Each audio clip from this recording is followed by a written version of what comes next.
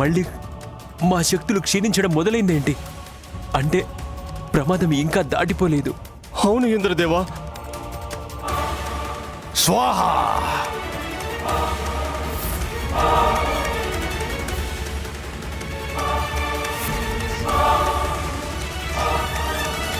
నా రక్తాన్ని ఆహుతి చేసి ఈ యజ్ఞాన్ని కొనసాగించాల్సి వచ్చినా నేనేమాత్రం వెనుకాడను. నా కార్యాన్ని నేను మొదలు పెడతాను. కానీ ఈ అసురసేన నిర్మాణ యజ్ఞానికి ఎలాంటి విఘ్నాన్నైతే కలుగనివ్వను. త్రిపురాలు ఒకే సరళ రేఖపై వచ్చేలోపు ఈ అసుర సైన్యానికి జీవం పోసి చూపిస్తాను. అప్పుడు త్రిపురాలనెవ్వరూ నాశనం చెయ్యలేరు. హర హర మహాదేవా.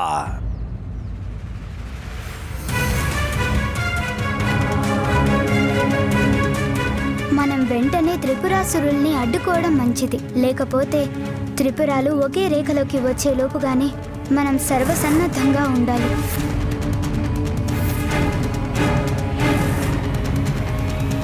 పుత్ర, నువ్వు ఏ ఉపాయం ఆలోచించినా వెంటనే అమలు చెయ్యాలి. ఎందుకంటే త్రిపురాలు 3 ఒకే సరళ రేఖపైకి త్వరలోనే రానున్నాయి. నాకు తెలుసమ్మా. నేను ఎలాంటి అనార్థం జరగనివ్వను. కానీ అందుకు గాను మా మామగారి సహాయం తీసుకోక తప్పదు.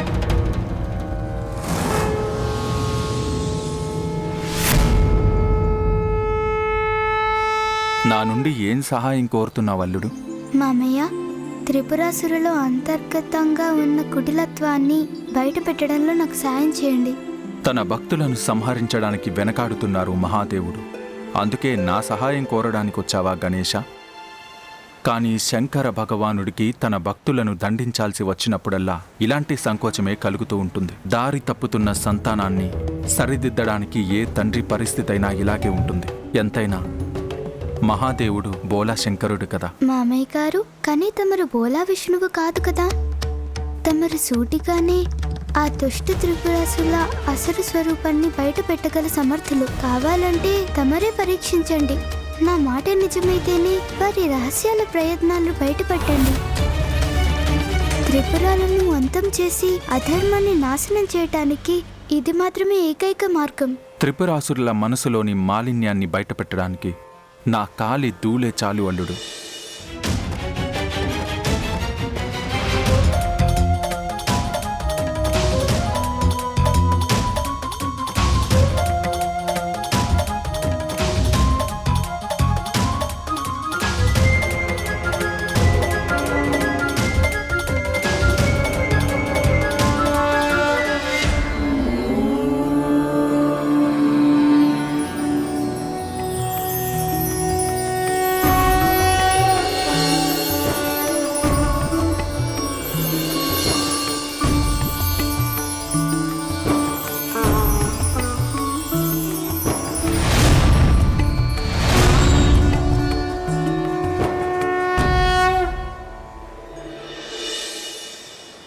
ప్రణామాలు ప్రభు.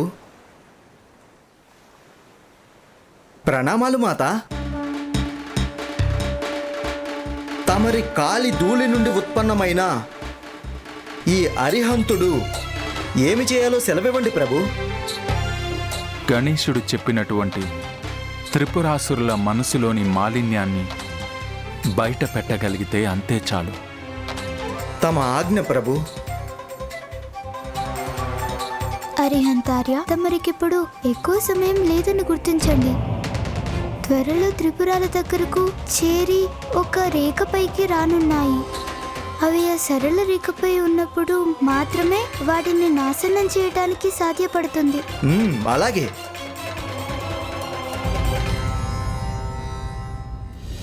త్రిపురాలు ఒకే రేఖపైకి రావడానికి ముందే ఈ అసుర సైనికులకు ప్రాణాలు పోస్తాను. అప్పుడెవరూ త్రిపురాలను నాశనం చేసే ప్రశ్నే ఉత్పన్నం కాదు. యజ్ఞగుండంలో అగ్ని రాను రాను మందగిస్తుంది. ఈ అగ్నిని మరింత తీవ్రతరం చేయాల్సిన అవసరం ఉంది. దానికి రక్తతర్పణం చెయ్యక తప్పదు. ఆగండి గురుదేవా. తమరు రక్తతర్పణం చేయాల్సిన అవసరం లేదు.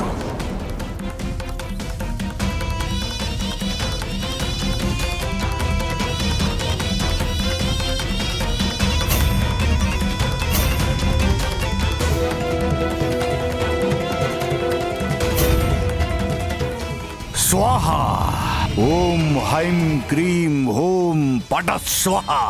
గురువర్య, ఇంకా ఈ యజ్ఞం ఎంత మాత్రం ఆగదు. త్వరలోని అది సంపన్నం కాక తప్పదు ఆచార్య. ఇక దేనికి తడుముకోవాల్సిన అవసరం లేదు. నేను భాండాగారాన్ని హవిస్సులతోనూ నెయ్యితోనూ నింపేశాను కదా.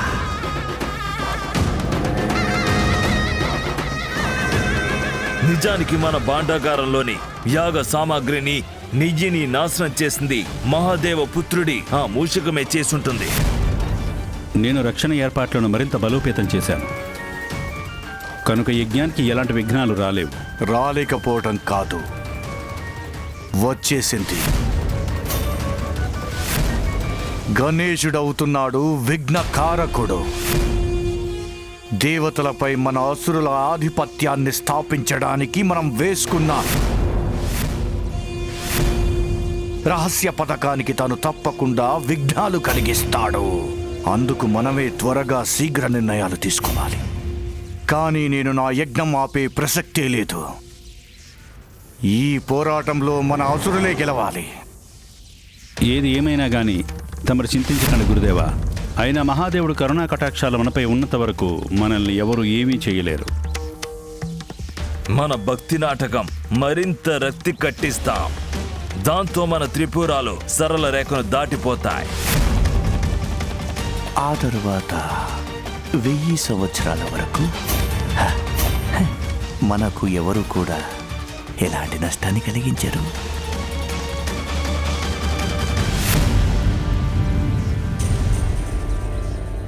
త్రిపురాలు ఒకే రేఖపైకి రావడానికి కొంత సమయమే మిగిలి ఉంది.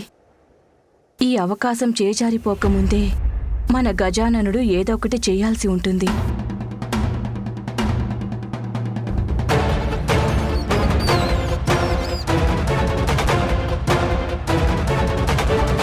అరిహంత్ గారు, తమరికి నా పథకం పూర్తి వివరంగా బోధపడింది కదా?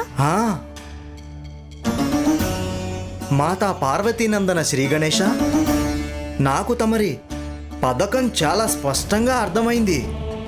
అందుకే నేను తమరి తెలివితేటలకి పథక రచనకి నేను శ్రీ గణేశ మంత్రముగ్ధున్నైపోయాను. ధన్యవాదాలు. కానీ ఒకటి గుర్తుంచుకోండి, ఈ కార్యాన్ని మనం నియమిత కాల పరిధిలోనే పూర్తి చేయాలి. నాకు నమ్మకం ఉంది, మన పథకం తప్పకుండా విజయవంతమవుతుంది. అవుతుంది శ్రీ గణేశ.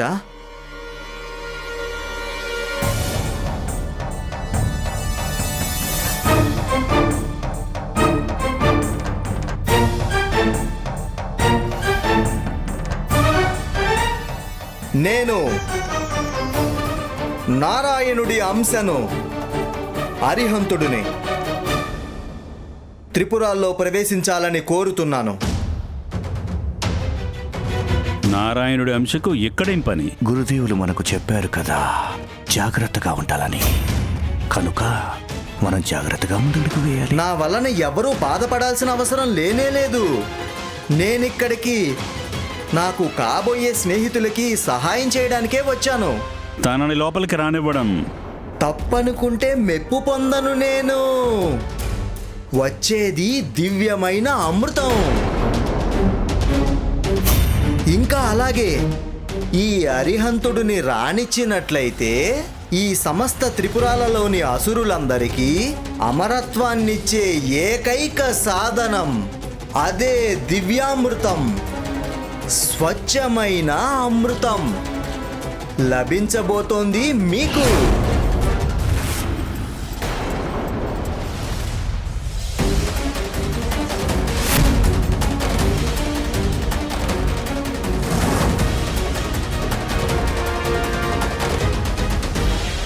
ఒకవేళ మీ ముగ్గురికి నా మీద అనుమానం ఉంటే, ఒకవేళ మీరు ఆ దివ్యమైన అమృతాన్ని వద్దు అనుకుంటే నేనిక వెళ్ళొస్తాను. నువ్వు మమ్మల్ని మోసం చేస్తే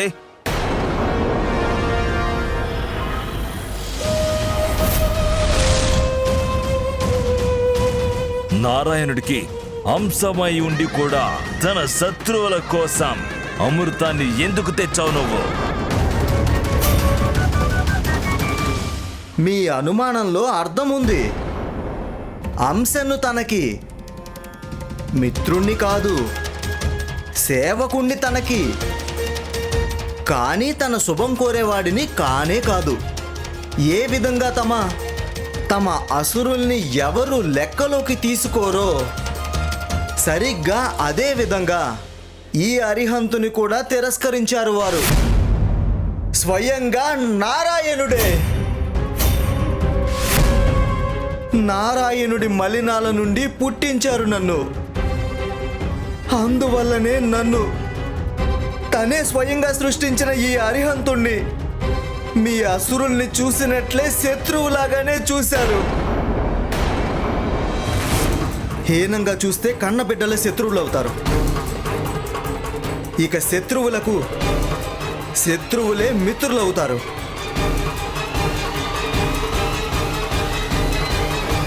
ఇక కేవలం ఆ కారణంగానే నేను తమరి ముందుకు నా స్నేహహస్తాన్ని చాస్తున్నాను. అది గనక మీకు అంగీకారం అయితే చెప్పండి, లోపలికి రావచ్చా?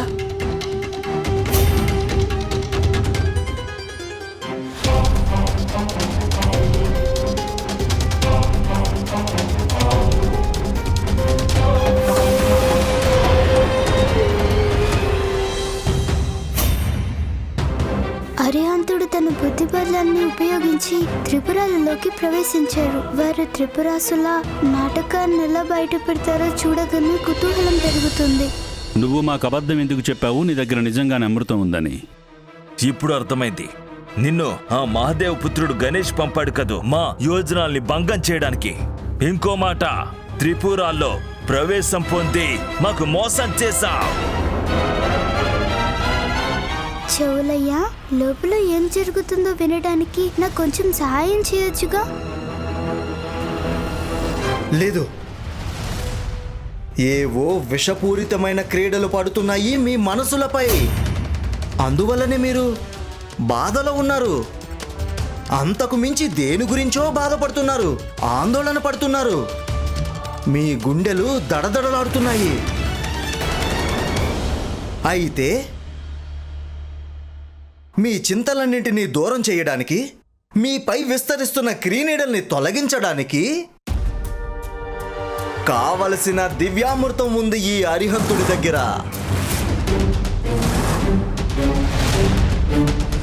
చంపేస్తే తెలుస్తుంది. ఆవేశపడకు సోదరా.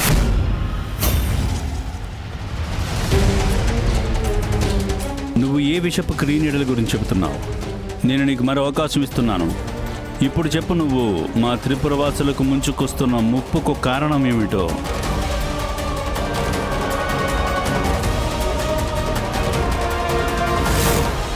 అరిహంతుల వారు ప్రయత్నమైతే చేస్తున్నారు, కానీ త్రిపురాసురుల రహస్యం తెలుసుకోవటం అంత సులభం కాదు.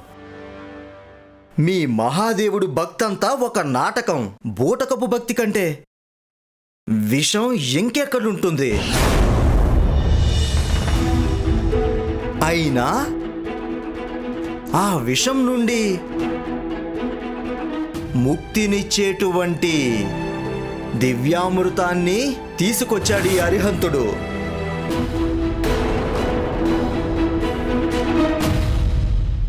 తమరి మెదడులోనూ ఇంకా మనసులోనూ, ఈ రెండింటిలోనూ కేవలం ఒకే ఒక ప్రబలమైన కోరిక నిండి ఉంది.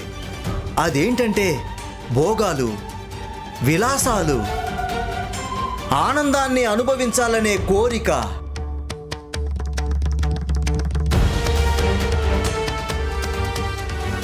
కానీ వాస్తవం ఏమిటంటే, ఇవన్నీ మీకు లభించిన తర్వాత కూడా మీ అందరూ కూడా కేవలం భయం కారణంగా మీరందరూ దరిద్రుల్లాగా జీవితాన్ని గడపక తప్పని పరిస్థితి వచ్చింది.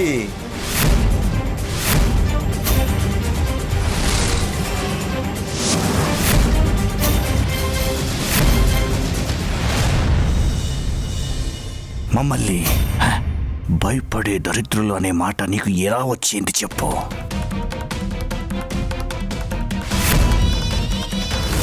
అరిహంత్ గారు, తమను మరో యుక్తిని ప్రయోగించాల్సి వస్తుంది.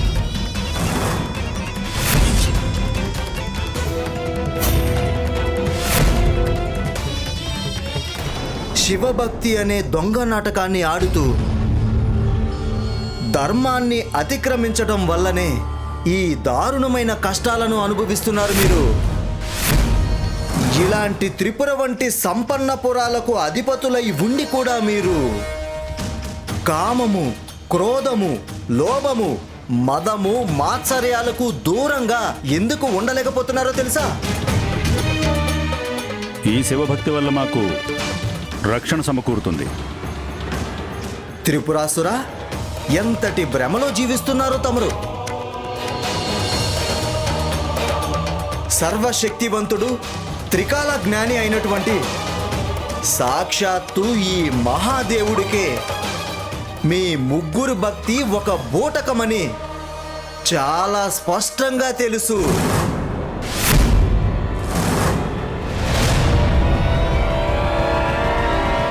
అయినా వారు మీ ముగ్గురికి ఏమీ అవ్వకుండా కాపాడుతున్నారు. దీనికి కారణం మీరు చూపిస్తున్న దొంగ భక్తి కానే కాదు, మీ ముగ్గురిలోని సంఘటిత శక్తులే కారణం. ప్రస్తుతం నాకు చాలా స్పష్టంగా గోచరిస్తోంది. అతి త్వరలోనే మీ ముగ్గురికి మరింత అద్భుతమైన శక్తి లభించబోతోందని. మనకు ఎవరు కూడా ఎలాంటి నష్టాన్ని కలిగించారు. ఇక దేనికి తడుముకోవాల్సిన అవసరం లేదు. ఈ నారాయణ అంశం చెప్పే ప్రతి మాట నిజమనిపిస్తుంది. అయితే మీరు ఏ కారణం చేత మహాదేవుడి భక్తి అనే నాటకాన్ని ఆడుతూ అమూల్యమైన కాలాన్ని వృధా చేసుకుంటున్నారెందుకు? ఇక చాలించండి మీ భక్తి అనే బూటకాన్ని. ఇక లింగ పూజకు కాలం చెల్లింది.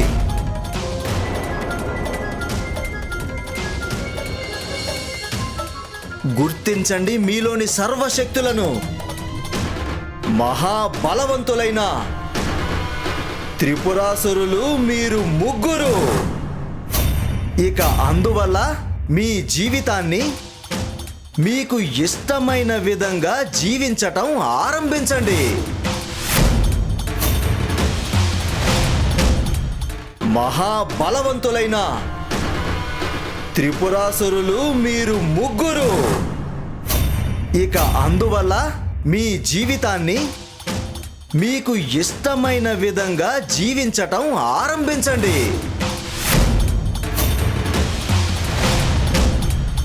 నారాయణ అంశం చెప్పే ప్రతి మాట నిజమనిపిస్తుంది.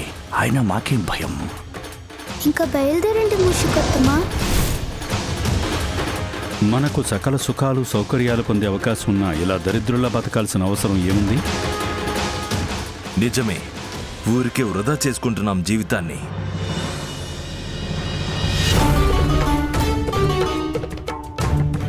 తండ్రి గారు, త్వరలోనే సత్యం తమరి ముందుకు రాబోతుంది.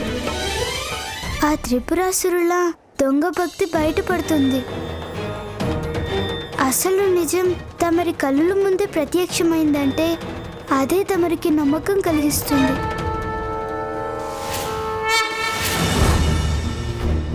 చూస్తుంటే మా గణేశుడి పథకం పారినట్లే ఉందే. నా మాటల వల్ల ఈ అసురులు ముగ్గురు ప్రభావితం అయినట్లే ఉన్నారు.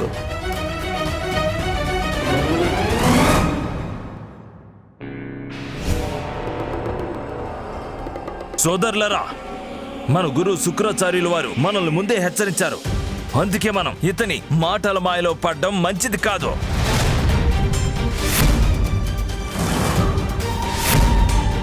నీ ఉద్దేశం ఏమిటి?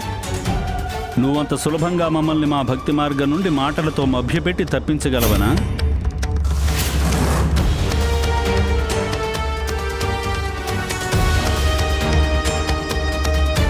పుత్రా, మా భక్తులు ఎట్టి పరిస్థితుల్లోనూ వారి భక్తి మార్గాల నుండి వైదొలగరు. తమరికి నమ్మకం కలిగించడానికి మేము మరిన్ని ప్రయత్నాలైనా చేస్తాము.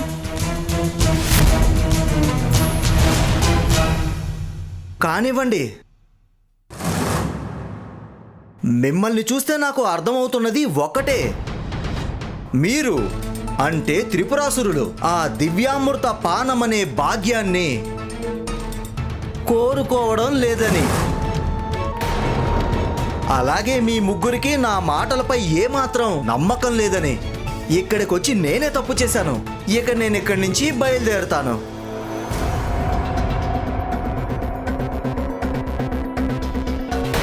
నీ దగ్గర అసలు అమృతమే లేదు. నీ ఉద్దేశం ఏమిటో ఉంది అని చెప్పకుండా మా దగ్గర దాస్తున్నావు కదా.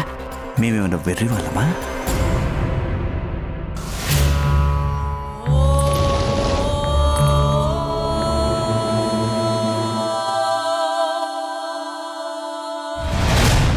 ఇక నేను ఇక్కడి నుంచి బయలుదేరుతాను.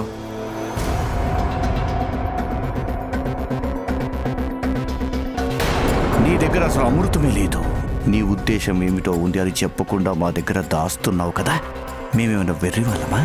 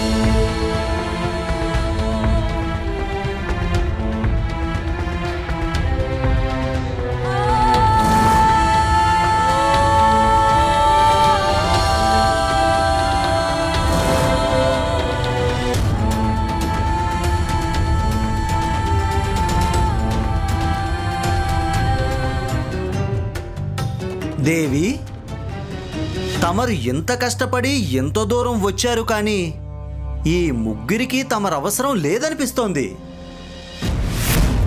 అందువల్ల మనం ఇక్కడ నుంచి ఎంత త్వరగా వీలైతే అంత త్వరగా బయలుదేరడం మంచిదనిపిస్తోంది. పదండి, వెళదాం. అయ్యో,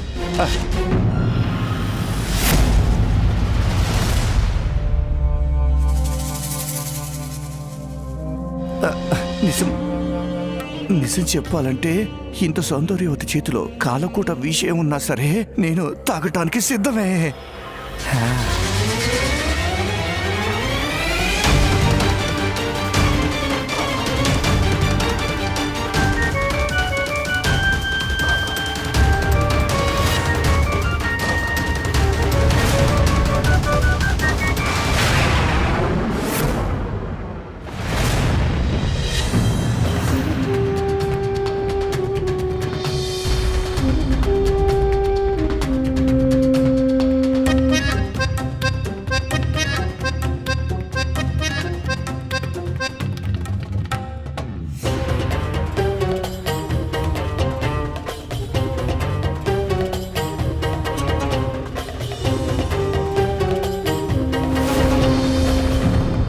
ఇప్పుడు మిమ్మల్ని ఇక్కడి నుంచి పంపించేస్తే అది మా జీవితంలో అతిపెద్ద తప్పు అవుతుంది. మీ మాట ముమ్మాటికి నిజం. అసలైన అమృతం అంటే ఇదే ఈ మదిర, ఈ సౌందర్యం, ఈ నృత్యాలు, ఇదే ఆనందం కదా. ఇక నుండి భక్తి చాలు. భోగం కావాలి, మదిర వైభోగం కావాలి. ఇక నేటి నుండి అమృతపానంతో పని లేదు. ఈ మధిరాపానంతోనే అసలు పనంతా. త్రిపురాసుల్ని కాపాడుతూ వస్తున్న తమరి భక్తి అనే ముసుగు పూర్తిగా తొలగిపోయింది తండ్రి గారు. వారే స్పష్టంగా నిరూపించారు వారి భక్తి ఉండేది కేవలం అధర్మంపైనే అని. తండ్రి గారు, వారి అసుర సైన్యానికి ప్రాణం పోసే లోపుగానే, త్రిపురాలు సరళ రేఖ నుండి బయటికి వచ్చే లోపుగానే, 1000 సంవత్సరాలు సకల లోకాన్ని నాశనం చేసే లోపే వారిని తమరే అంతం చేయాలి.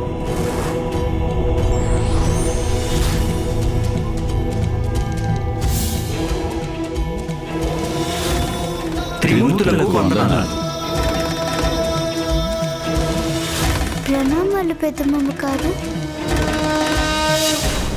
ప్రణామాలు మమ్మగారు. మహాదేవా, గణేశుడు తన బుద్ధి చాతుర్యంతో సమయం ఉండగానే త్రిపురాసురుల అసలు రంగు మీ ముందు బయటపెట్టాడు.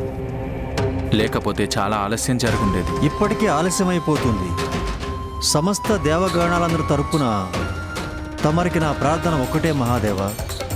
శుక్రాచార్యుడి అసుర సైన్యం ప్రాణాలు పోసుకోకముందే అడ్డుకోండి ప్రభు.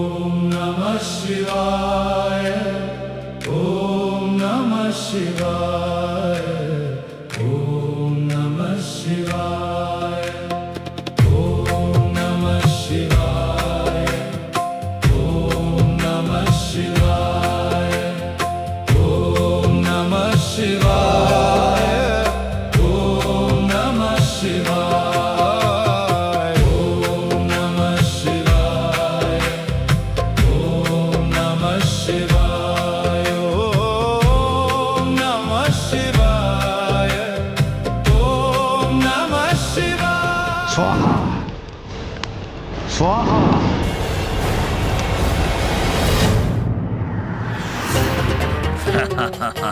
మరింత పోయి, మరింత పోయి. అద్భుతం, సౌందర్యం, మరింత మదిర, ఆనందరి, సుఖలే నాట్యం, సంతోషిస్తూ ఇది కదా సౌందర్యం అనుభవించడం ఆస్వాదిస్తూ అంటే. ఆనందిస్తూ సంతోషిస్తూ ఇది కదా అనుభవించడం అంటే. మరింత మదిర కావాలి. నా పని పూర్తయినట్టే ఉంది. మహాదేవ పుత్రుడు ప్రథమ పూజ్యుడు గణేశుడు ఈ త్రిపురాలను కోలుకోలని దెబ్బతీసినట్టే ఉన్నాడు. హర హర మహాదేవ్, హర హర మహాదేవ్, హర హర మహాదేవ్, హర హర మహాదేవ్, హర హర మహాదేవ్, హర హర మహాదేవ్, హర హర మహాదేవ్, హర హర మహాదేవ్, హర హర మహాదేవ్, హర హర మహాదేవ్, హర హర మహాదేవ్, హర హర మహాదేవ్, హర హర మహాదేవ్, హర హర మహాదేవ, హర హర మహాదేవ, హర హర మహాదేవ, హర హర మహాదేవ. త్రిపురాసురుల వాస్తవ చరిత్ర ఇక అర్థమైపోయింది. వారి కుటిల ప్రయత్నాలు కూడా స్పష్టంగానే కనిపెట్టారు.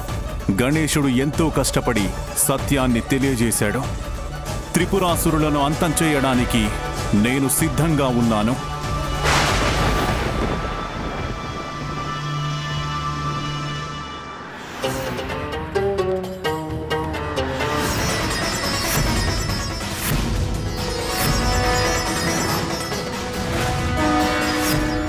అయితే వారి అంతానికి నాకు బాణం కావాలి. ఆ బాణం బాణం కారాదు. అయితే ఆ బాణాన్ని సంధించే ధనస్సు, ఆ ధనుస్సు కారాదు. మహాదేవుడు ఎలాంటి రథాన్ని అధిరోహించి రావాలంటే ఆ రథం కారాదు.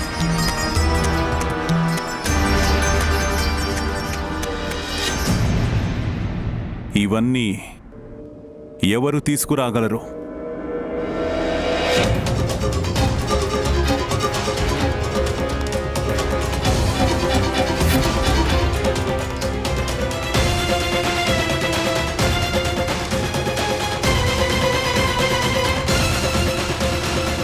తండ్రి గారు, నేను తీసుకురాగలను.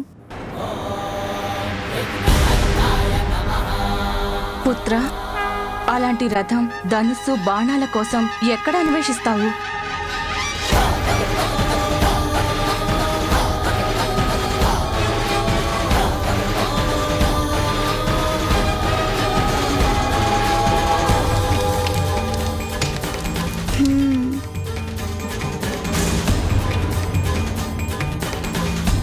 నాకు అర్థమైంది.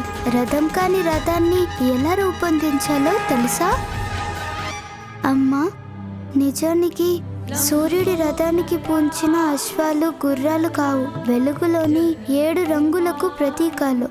అంతేకాదు, గాయత్రి, బృహతి, ఉష్ణిక, జగతి, త్రిష్టుప్, అనుష్టుప్, పంక్తి అనేవి 7 ఛందస్సునే అశ్వాలు. అదేవిధంగా తండ్రి గారి రథం కూడా రథమై ఉండదు, స్వయంగా దేవతలే రథమవుతారు. నమో నమః గణపతి నమో నమః నమో నమః. ఇంకా ఈ దేవతలని రథాన్ని నిర్మించడం కోసం నాకు ఈ సృష్టిలోనే అతి గొప్ప శిల్పి అయిన విశ్వకర్మ గారి సహాయం కావాల్సి ఉంటుంది.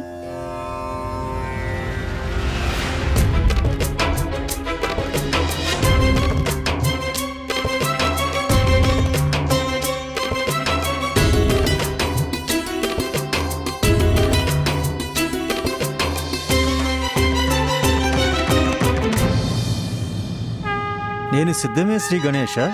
ఇది నాకు లభించిన మహాద్భాగ్యం. మంచిది. అందరి ఆశీస్సులు తీసుకున్నాక మనం రథం నిర్మించే కార్యాన్ని ఆరంభించేద్దాం.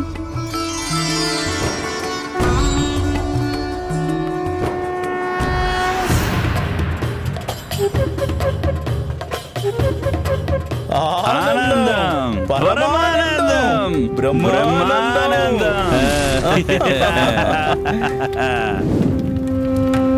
త్రిపురాల్లో ఆ కోలాహలం ఏమిటి?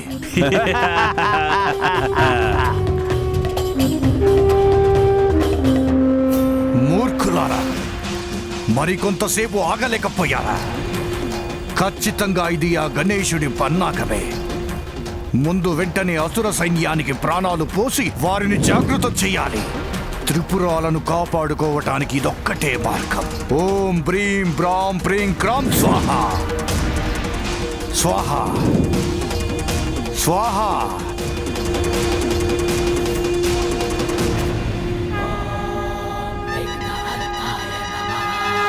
ఓ పార్వతీనందన శ్రీ గణేష, నేను విశ్వకర్మని, దేవశిల్పిని, కానీ నా ఊహకి కూడా అందడం లేదు.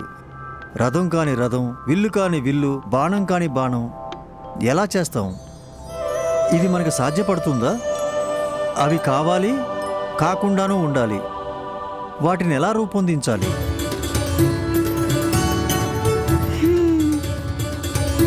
మనం మన తెలివిని, మన నైపుణ్యాన్ని ఉపయోగించి విశ్వకర్మ గారు మనం సకల దేవతల రథాన్ని నిర్మిస్తే అది రథం కాదు కదా. సర్వదేవ రథమా? అవును విశ్వకర్మ గారు, ఈ రథం సకల దేవతలు, సకల లోకాలు ఉంటాయి. దానికి చక్రం స్వయంగా సూర్యుడుంటాడు. 12 పట్టుకొయ్యల స్థానంలో 12 మంది ఆదిత్యులు,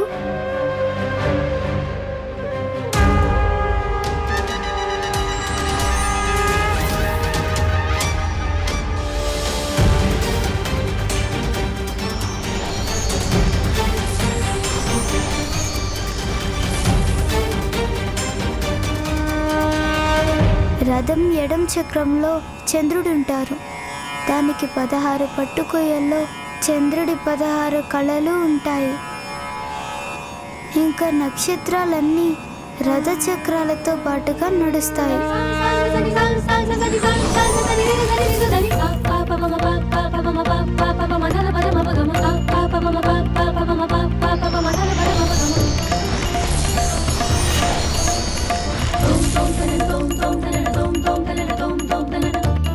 అంతరిక్షం యావత్తు రథానికి అగ్రభాగాన ఉంటుంది.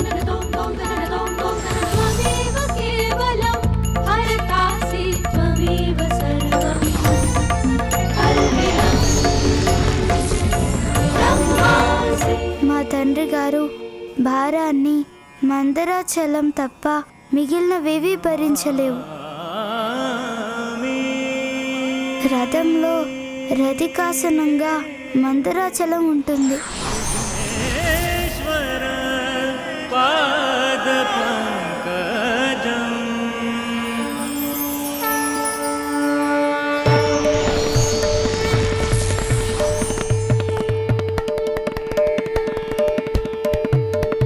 గంగమ్మ తల్లి లాంటి ఎన్నో ఉన్నతమైన నదులు నారి రూపంలో దాల్చి వచ్చి రథం మీద కూర్చొని ఉయ్యాల ఊపుతారు.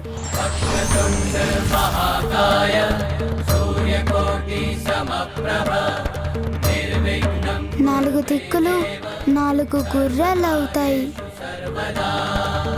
వాయుదేవుడు రథానికి ముందు శృంగాలై నిలిచి ఉంటారు.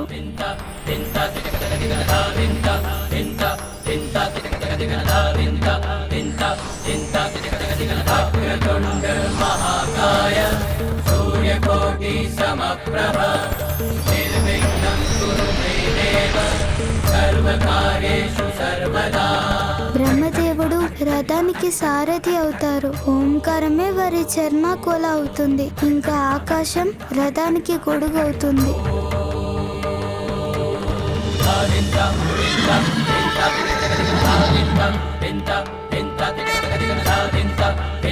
అప్పుడు సుముహూర్తమే దానికి పగ్గం అవుతుంది. స్వర్గం మోక్షాలు రథానికి ధ్వజాలు. కామధేనువు మన ఐరావతం భార్య అబ్రాము రథానికి వెనుక వైపు నించుని ఉంటారు. ఇంకా పంచభూతాలు రథానికి బలంగా మారుతారు.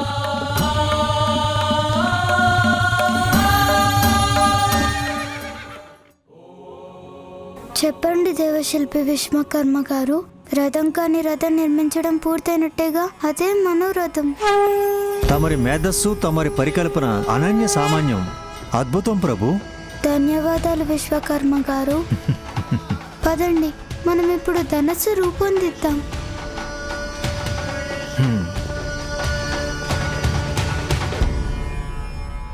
తాతగారైన పర్వతరాజు హిమాలయం ధనస్సు అవుతారు. వింటినాయగా శ్రీమన్నారాయుడి పడక ఆదిశేషుడు ఉంటాడు.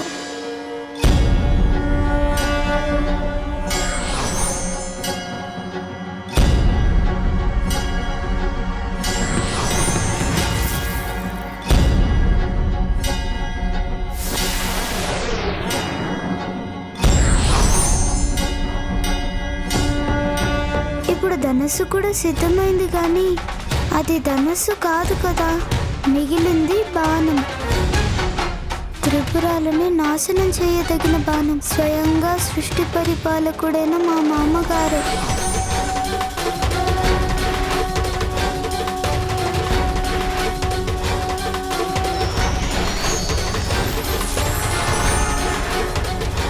ఇంకా సకల పాపాలను బూడిద చేయగల అగ్నిదేవుడు బాణానికి మల్లవుతారు.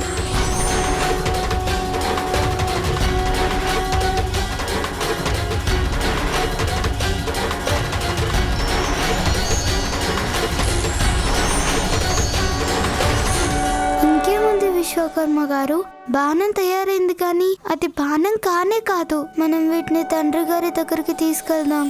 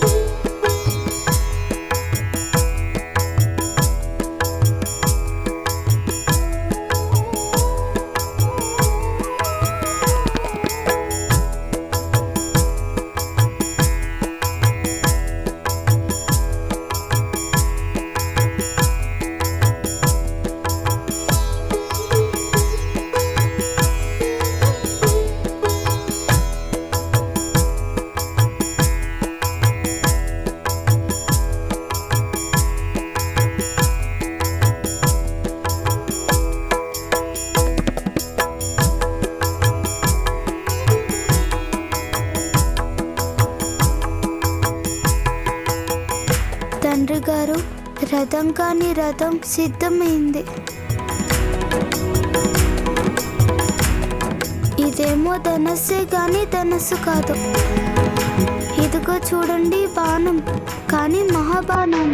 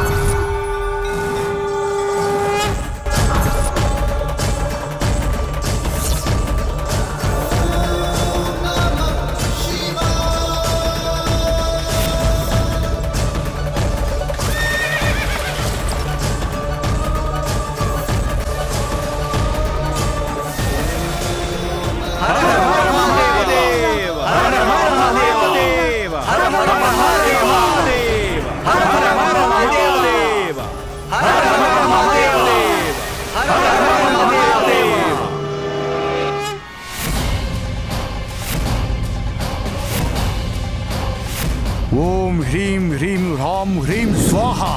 ఓం హ్రీం హ్రీం రాం హ్రీం స్వాహ.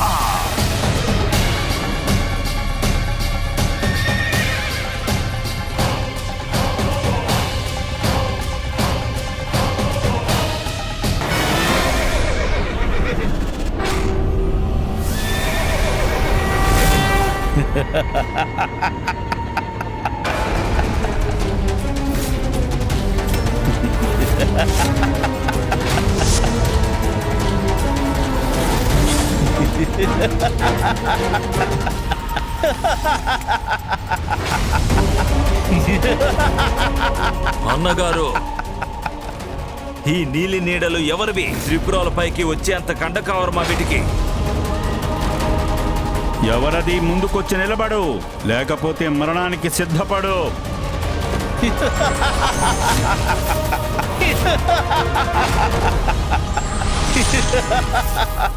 రాహువా, చూడు రాహు, నీతో గ్రహణాలు పట్టించుకోవడం సూర్యుడికి చంద్రుడికి చెల్లుతుంది, కానీ మా త్రిపురాల మీద చెల్లదు. గ్రహణం పట్టబోతుంది మీ రాజ్యానికి. మహాదేవుడి ఆగ్రహం అనే గ్రహణం.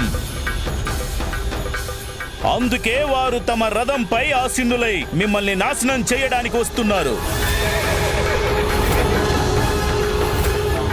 అసలు విషయం మరవకండి, మీ త్రిపురాలు ఒక సరళ రేఖ రాబోతున్నాయి. మీకిచ్చిన వరం గుర్తుందిగా? 1000 ఏళ్ళకొకసారి మా యొక్క త్రిపురాలు 3 కలిసి ఒకే సరళ రేఖపై ఉన్నప్పుడు మాత్రమే, అది మహాదేవుడు ఒకేసారి త్రిపురాలపై ఒకే ఒక్క బాణాన్ని ప్రయోగించాలి. ప్రభు, కేవలం ఆ పరిస్థితుల్లో మాత్రమే మా త్రిపురాలు నాశనం కావాలి. ఈ విషయం గుర్తు చేసి ఒకసారి హెచ్చరించి వెళ్దామని వచ్చాను. వినాశనం మీ వైపు దూసుకు వస్తుంది.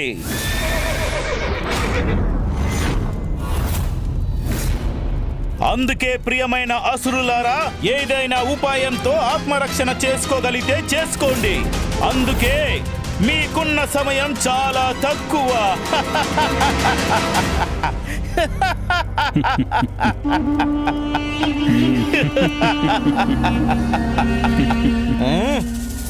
సరిగ్గా చెప్పావు రాహుగ్రహమా, ఎక్కువ సమయం లేదు.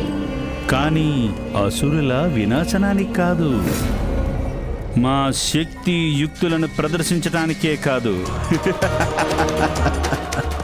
సకల లోకాలలోనూ అసుర రాజ్యాన్ని ప్రతిష్ఠించడానికి మాత్రమే.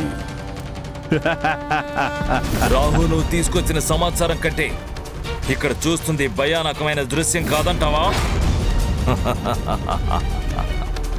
మహాదేవుడు మాకు శత్రుపక్షంలో ఉన్నారు, కానీ ఎన్నో సంవత్సరాలుగా మేము ఈ రహస్య అసుర సైన్యాన్ని నిర్మిస్తున్నాం.